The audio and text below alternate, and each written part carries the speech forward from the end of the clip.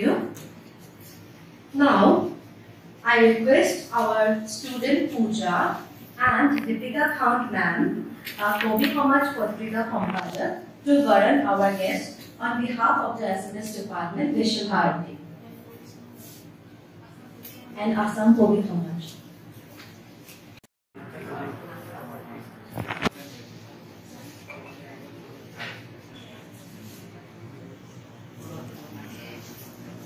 I request Ms. Priyanka Mangal to warn our guest with Uttarias.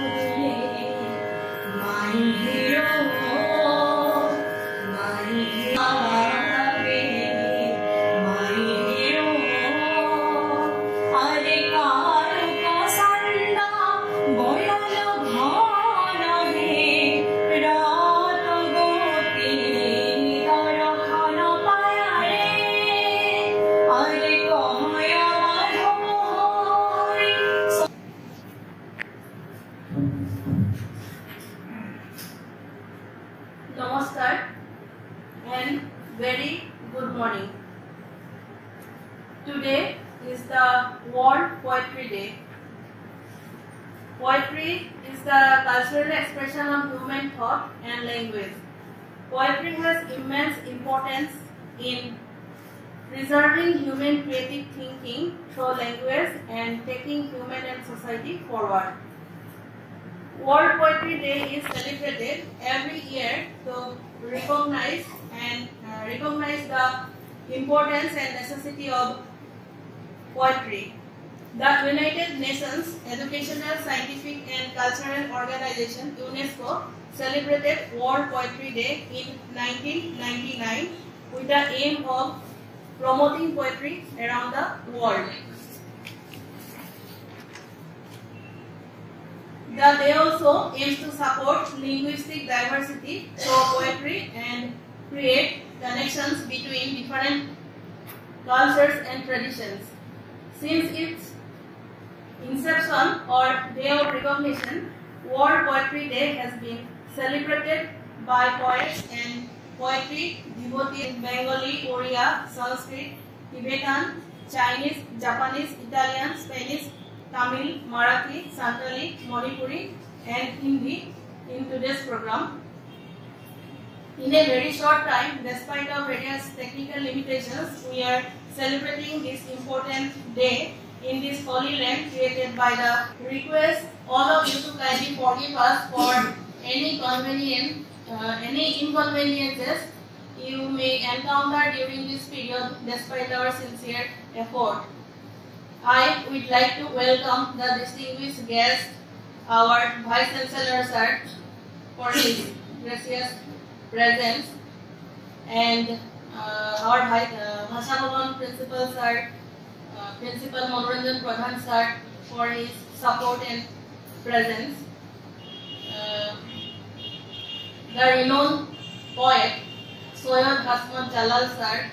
He is very eminent poet of both the Banglas, Purba Bangla and Paschim Bangla. I am grateful to him and I welcome you, sir. And I welcome renowned translator Basudev Das sir for his presence and participation. I welcome our co-organizer Assam Kobi Samaj and all the members for your massive support and assistance. Our department is very small, therefore I am the single faculty there. Therefore you may face a lot of problems during this period and in organizing this event. Therefore please forgive us for our limitations. But I welcome you all, especially our colleagues, who is very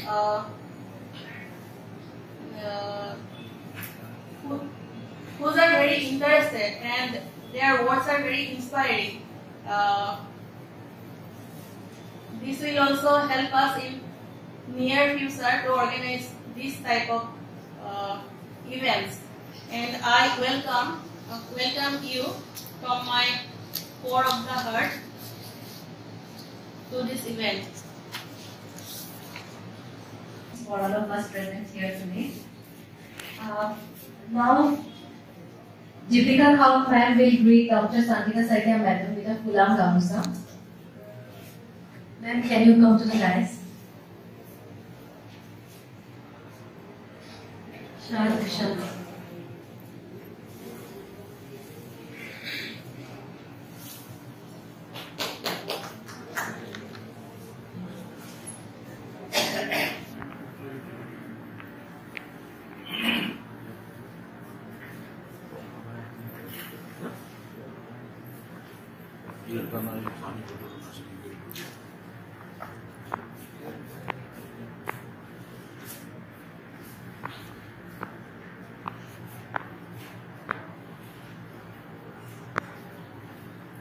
I request Rajesh Kumar Khokon, the President of Assam Kobi Samaj, to conduct the next session.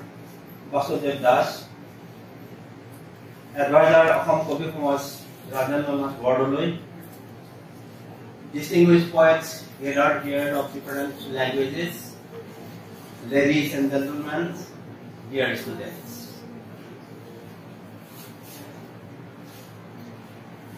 Dr. Sangeeta Saikia has already explained the aims and objectives of Vishwa Kavita Divas. Kavita केवल शब्द शाब्दिक सौंदर्य भास्कर्य कविता वास्तव अभिज्ञतार प्रतिक्रिया এই কাব্যশিল্পৰ বাবে কবিয়ে নিজৰ ভাষা সংস্কৃতি ইতিহাস আৰু বাস্তৱৰ পৰা প্ৰতীক ভাৱ প্ৰকাশক শব্দ নিৰ্বাচন কৰিব লাগে কবিতাই কল্পনা শক্তিৰ উৎকৰ্ষ ঘটাই কবিতাই ইতিহাস বাস্তৱ আৰু সংস্কৃতিৰ বাৰ্তা বহন কৰে ভৱিষ্যতৰ চানেকি দাঙি ধৰে জীৱনৰ সময়ৰ সত্য প্ৰতিষ্ঠাৰ শৈল্পিক কৰ্ম হ'ব পাৰিলে কবিতা যুগমীয়া হৈ পৰিব পাৰে সেই কবিতা সময়ৰ যুগৰ এক সামাজিক বাৰ্তাবাহক দলিল হৈ পৰিব পাৰে কবিতা যুগৰ ছবি ইতিহাস সামাজিক সাংস্কৃতিক ভাষিক স্বাক্ষৰ সংমিশ্ৰিত বা পৰিস্ফুট হৈ থাকে কবিতাই আমাক পৃথিৱীখন বুজাত সহায় কৰে কবিতাই মানুহৰ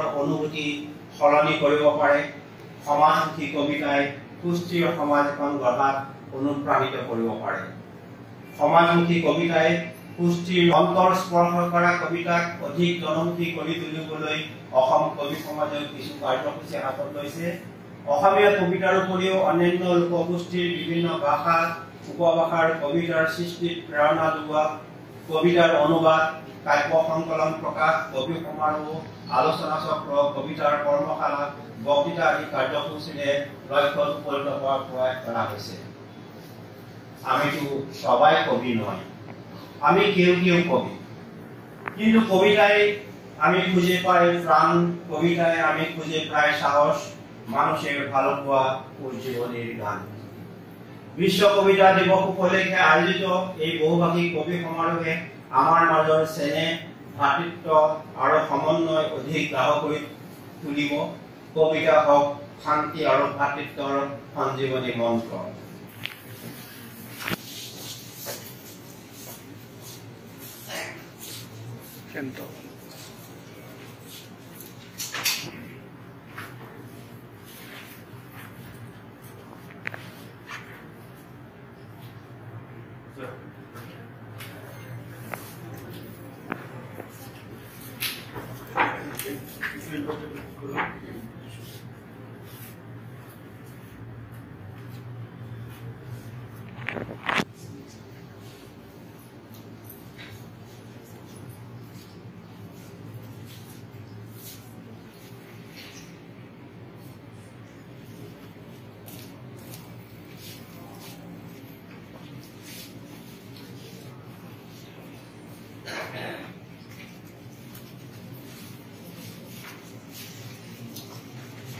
সকলকে যথাবিধি সাদর সম্ভাষণ দিয়ে শুরু করছি। গত কয়েকবারই যখনই আমাকে এরকম বলতে বলা হয়েছে তখন বিগত হয়ে গেছে যে সব জায়গাতেই উপাচার্য খুলেই বলতে হয়, এটা মহা মুশকিল। তার উপর আমি তো কবি নই, আমি বিশেষায়নের দিক থেকে রঙের কাজ করি, রঙের রেখা দেখি বড় জোর করতে পারি। কবিতায় বিচরণ করার কোনো অভিজ্ঞতাই আমার নেই। কবিতা ভালোবাসি অবশ্যই, অল্প পড়ি না তা বলবো না, কিন্তু কবি সম্মেলনে কিছু বলা বড়ই বিড়ম্বনা।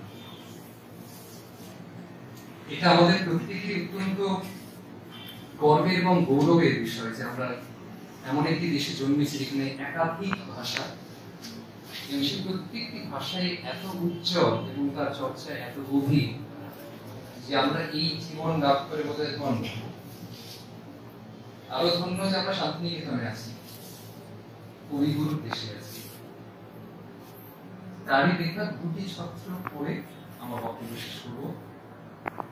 এর সাথে কবি সম্মেলনের কোনো যোগ না থাকলেও কবির যোগ অবশ্যই আছে, কারণ পান্থ কবিতাটির শুরুতে কবি লিখছে, বলছেন সুখায়না মোরে মুক্তি কোথা মুক্তিকারে বই, আমি তো সাধক নই, আমি গুরু নই, আমি কবি, আছি ধরণীর দুটি কাছাকাছি এপারের ক্রিয়া ঘটায়, সম্মুখে প্রাণের নদী জোয়ার ভাটায়, নিত্য বহে নিয়ে ছায়া আলো বন্ধ ভালো, ভেসে যাওয়া কত কি যে ভুলে যাওয়া কত রাশি রাশি, লাভ ক্ষতি কান্না হাসি, এক তীর গড়ি তোলে অন্য তীর ভামিয়া ভামিয়া, সেই প্রবাহের পরে উষা ওঠে রামিয়া রামিয়া, পরে চন্দ্রলোক রেখা জননীর অঙ্গুলির মতো, কৃষ্ণ রাতে তারা যত জপ করে ধ্যান মন্ত্র, অন্ত সূর্য রক্তিম উত্তরী বুলাইয়া চলে যায় শীতরঙ্গে মাধুরী মঞ্জরে, ভাষায় মাধুরী ডালি পাখি তার গান দেয়।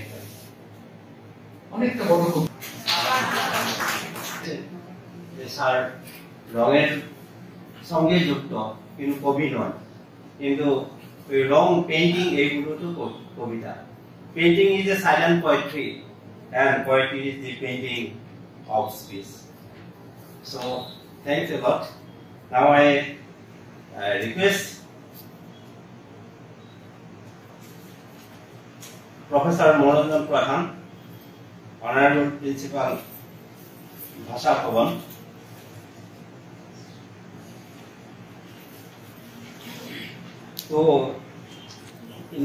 to release Ohamiya Kobita Road. Ohamiya Kobita Road is an anthology of Assamese right from the Second World War. That means with Devakanta Boruga. So I request him to release the anthology of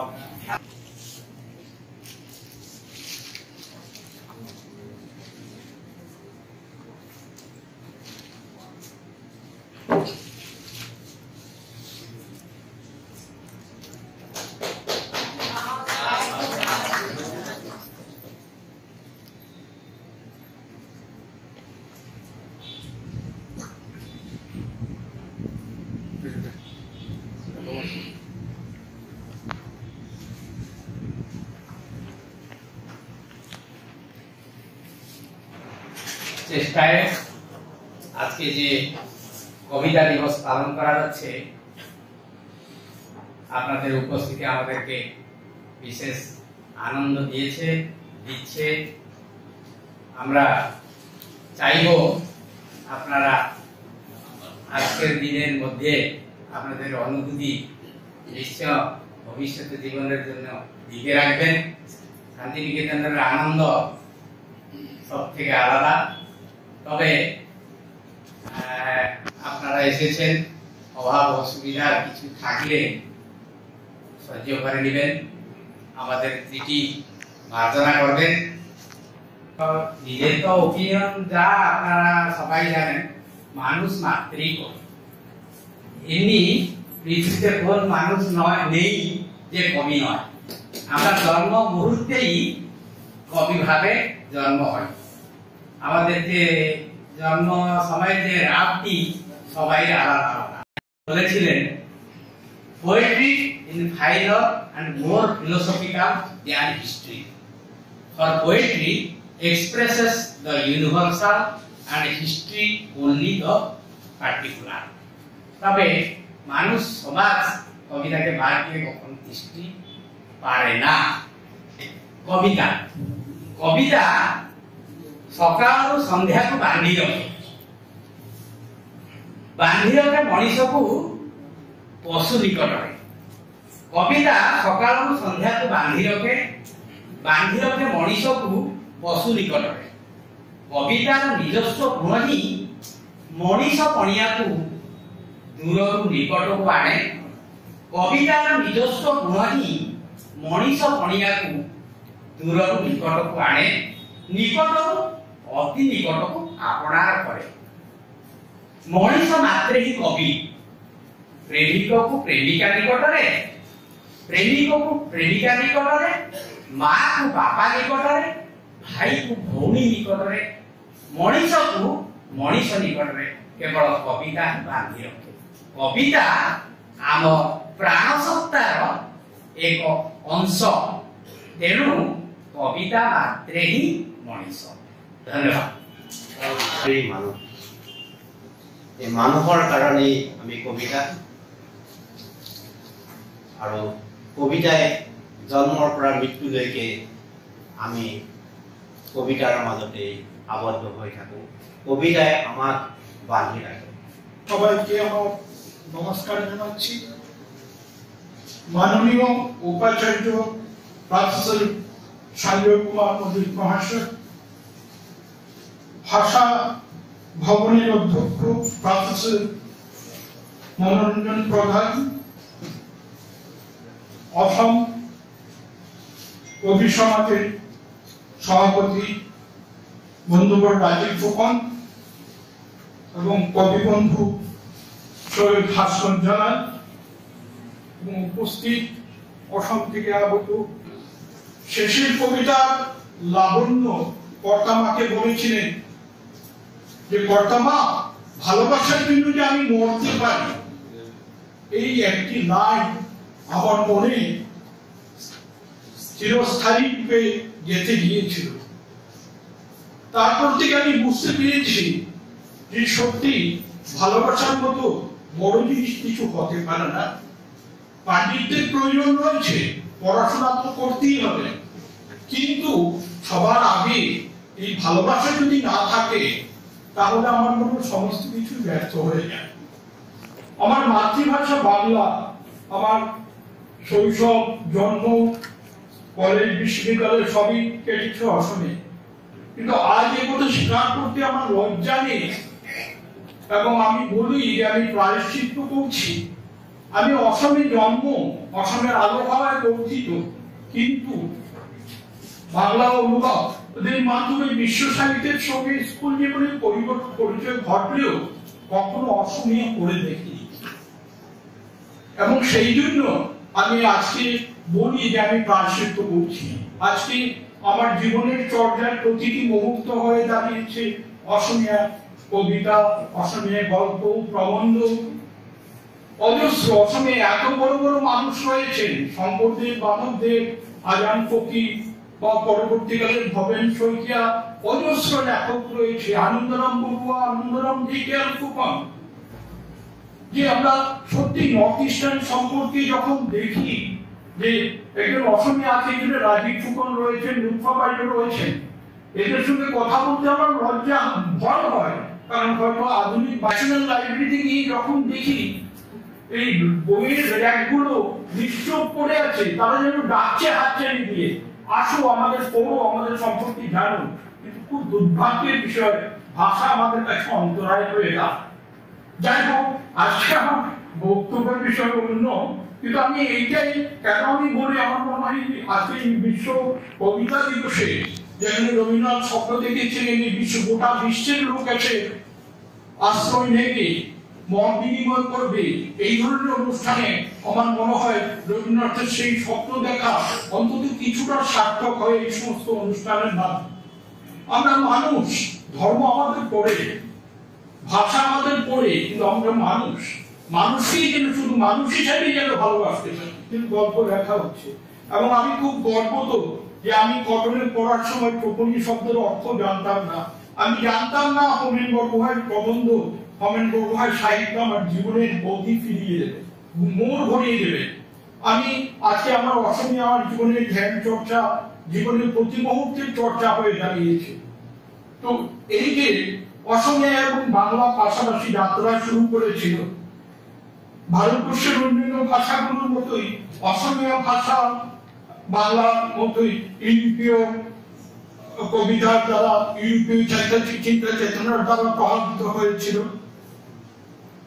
আধুনিক অসমীয়া কবিতার দ্বার উন্মুক্ত হয়েছিল 40-এর গত শতকের 40-এর দশকে।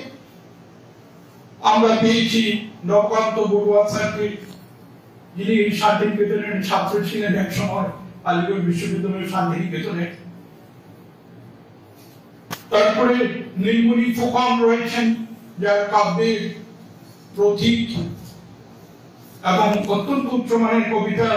আমরা সবাই জানি যে জ্ঞানপীঠ পুরস্কারে সম্মানিত হয়েছেন। আরেকটা জিনিস এটি ছড়িয়ে দিতে পারি না, আমার মনে হয় যে খুব প্রয়োজন। তারপরে কবি হীরেন ভট্টাচার্য রয়েছেন, যিনি তার নিজের বই নিজেই বাংলায় অনুবাদ করেছেন, এবং অসাধারণ, মানে কি বলবো কথা। বিপুল জ্যোতি শইকীয়া, আমার সময়ের অনেকটা সময় অলরেডি নিয়ে ফেলেছি, কাজে সম্পর্কে অনুভব তুলসী অত্যন্ত শক্তিশালী কবি। তারপর আমাদের মধ্যে কবি কুশল দত্ত রয়েছেন, ইলেকট্রনিক সরাই কবি, রাজীব দা রয়েছেন, রাজীব ফুকন রয়েছেন, আরো লুৎফা বাইডো আছেন, আরো অনেকেই আছেন। আসলে অসমীয়া কবিতা সম্পর্কে বলতে যাওয়া মানে এখানে মার কাছে মামার মাতর তার মুমায়কার গল্প করা হবে। আর বাংলা কবিতা সম্পর্কে সত্য কথা বুঝতে, বাংলা কবিতা ভালোবাসি বললাম, আমি অসমীয়া কবিতা অনুবাদ করতে গিয়ে আমার কবিতা খুব ভালো, ডেফিনেটলি ভালো লাগে, কবিতাকে জীবনের অঙ্গ হয়ে দাঁড়িয়েছে। তবে আমি এখানে বাংলা কবিতার আলোচনায় না গিয়ে, আমাকে যেমন ধরো আমি এখানে খুব ভেবেছিলাম যে নীরেন্দ্রনাথ চক্রবর্তী, তারপরে আপনি জয় গোস্বামী, সুবোধ সরকার, এদের নিয়ে কথা বলবো, কিন্তু সময় খুবই কম। আমি এটা কেন কবিতা লিখি, কেন কবি সৃষ্টি করি, রবীন্দ্রনাথের মনেও এই শব্দ, মানে একটা সময় হয়তো ভেবেছিলেন কেন লিখছি আমি এত শব্দ, রাশি শব্দ জোড়ো করে কেন করছি, এতে কি পৃথিবীর সত্যি কোনো উপকার হচ্ছে? আমি পুরস্কার কবিতার কথা বলছি, সেই দীর্ঘ কবিতা। উনি বলছেন যে কেন কবিতা লিখছেন, সংসার মাঝে দু একটি সুর লেখতি যাবো করিয়া মধুর, দু একটি কথা করে দিব দূর, তারপরে ছুটি নেব। আমার মনে হয় একজন কবি এর চেয়ে বড় কোনো লক্ষ্য থাকতে পারে না। আর কবিতার ভাষা, যেই ফ্ল্যাকারের একটা কবিতা পড়েছিলেন কলেজ লাইফে, আমাকে নবকান্ত বড়ুয়া স্যার পড়িয়েছিলেন। নমস্কার, এই যারা এই অনুষ্ঠানের আয়োজন করেছেন, কবি সমাজ এবং অসমীয়া বিভাগ, সঙ্গীতা, এরা প্রত্যেককে আমার আন্তরিক ধন্যবাদ জানাচ্ছি এবং সবাইকে নমস্কার। জানিয়ে আমি আমার এই অসম্পূর্ণ বক্তব্য এখানে শেষ করছি।